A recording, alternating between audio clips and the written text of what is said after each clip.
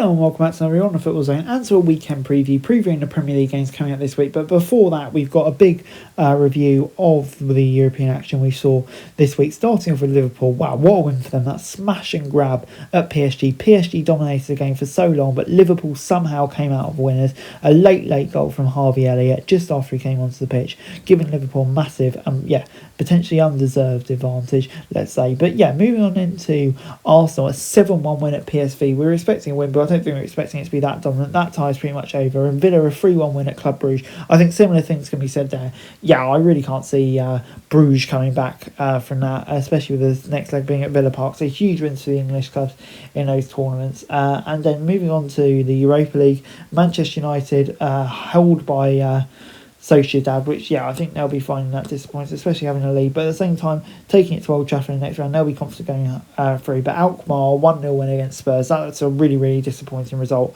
for Tottenham, that, isn't it? They'd have been expecting much more from that, so they'll be disappointed, but it got a chance to turn it around and they really need to. You probably say all for the sake of Ange's job. And Chelsea defeated by Copenhagen. Chelsea defeated Copenhagen 2-1, so not a total easy game that, but they're in a commanding position, not through yet, but in a very good position to advance, you would say. But moving on then to the preview of this week's Premier League action, starting off with a lunchtime game, and I'm really looking forward to this one. Nottingham Forest taking on Man City, and this should be an intriguing one.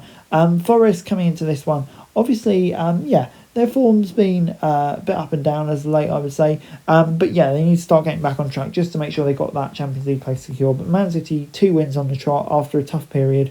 It's going to be an intriguing game, this one. And one that I feel could go either way. But I just feel like City could be on their best form here when they need a win and get a win. Moving on into Brighton against Fulham at the Amex. And this is another intriguing one. Both these teams so evenly matched in the table. And such a close race to get into Europe. So it's one that you feel could go either way really here. So it's going to be an interesting one. But I think Brighton on such a good run since that pounding by Forest, got so many wins on the trot now. Fulham, it's been a bit more up and down, but they've won 2 in a row. So both teams will be coming to this one confidence. But the Amex, I fancy Brighton to just nick it. Moving on into Palace against Ipswich. And this is an interesting one. Palace, their season's probably going to peter out into mid-table, I want to say, but at the same time, you can't rule them out getting into the European action, seeing if they can get in that sort of zone, because, it's all so close together, really, isn't it? It'd be an intriguing one. And then you've got Ipswich, who, just seem to be struggling at the bottom, don't they? I'm not sure if there's any way out for them now. And I think Palace just here will have more quality. I'm going to say 2-0. Moving on then to Liverpool, Southampton at the at Anfield. And you feel if there's any result here that feel like it's where it's going to come from, it's probably this one, isn't it? Liverpool have been so good, Southampton have been so poor, especially at Anfield. It's hard to really see any result here other than a comfortable Liverpool victory, even if Liverpool don't show up and Southampton their best day, to be honest. That just shows the golf in class. I'm going to say it'll be 4-0 to the pool. Moving on then to Brentford against Aston Villa at the G-Tech. And this is going to be an interesting game, this one. Brentford obviously coming into this one, their form's been pretty solid as of late. It's been a bit up and down, but last 3 games, 2 wins and a draw. Villa 3 wins on the trot now since that poor result against Palace last time out in the Premier League. So they need to get back into it. So in the Premier League days, but big win at Bruges. Will that affect their tiredness coming to this one? I'm not sure. I feel like Villa may just have enough to sneak over the line in this one. I'm going to say 2-1.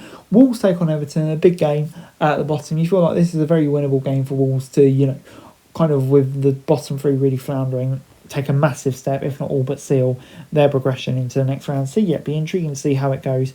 But I think Wolves and Everton pretty evenly matched, as I say. Everton maybe slightly better, still obviously on a great run since David Moyes took over, but that maybe drops off a bit with 3 draws on the trot now. So it'll be intriguing to see which way it goes. I'm going to say it will be 1 apiece. Moving on then to Chelsea against Leicester at Stamford Bridge. And this is another intriguing game, this one. Chelsea coming into this one, with, I'd say, a bit of an up and down run of form. Obviously, they've got 2 wins on the trot now, but before that, had that poor run where they had 3 losses. So, it's not too early to call it a recovery, but we'll have to see. But Leicester, they're in free fall, aren't they? 5 defeats on the trot now. It's not looking good, and you expect Chelsea at home to just have far too much for them. Moving on then to Tottenham against Bournemouth at White Hart Lane. And yeah, this is another interesting game, one that I'm really, really looking forward to.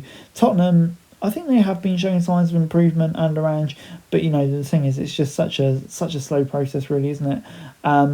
Obviously, that defeat to Man City didn't help, and defeat to Alkmaar.